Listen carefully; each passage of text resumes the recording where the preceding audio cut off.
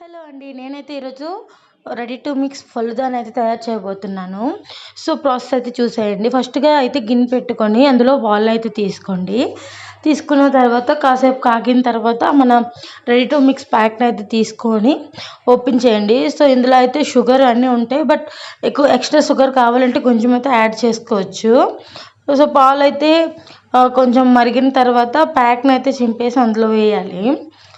ఇగో నేనైతే చూపిస్తున్న విధంగా పాలనైతే కలుపుతూ ఉండండి. కలుపుతూ అలా అది ఒక్కసారి పొంగొచ్చిన తర్వాత సో, ఏమన్నా రెడీ టు మిక్స్ ప్యాక్‌నైతే చింపేసి అందులో వేసేయండి. సో, అందులోనే సేమియా అవి కూడా ఉంటాయి. అలాగే సబ్జా సీడ్స్ అయితే ప్యాక్ కూడా ఉంటది. సో, దాన్ని కూడా వేసేయండి. వేసేసిన తర్వాత అలానే మనం కలుపుతూనే ఉండాలి. లేదంటే కన్సిస్టెన్సీ అనేది సరిగ్గా రాదు ఫలూడాది. అలా నేనైతే చాలా సేపు అయితే ఒక 10 మినిట్స్ అలానే కలుపుతూ ఉన్నాను. చూడండి నేనైతే ఇలా వీడియోలో చూపిస్తున్న విధంగా కలుపుతూనే ఉన్నాను.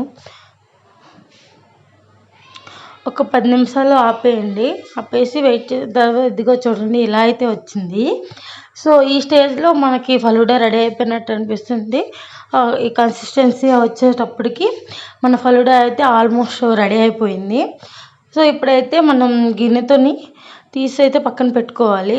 సో, ఫలూడా అయితే రెడీ అయిపోయింది. ఇది చల్లారిన తర్వాత నిన్నైతే 3 అవర్స్ ఫ్రిడ్జ్‌లో పెట్టేశాను.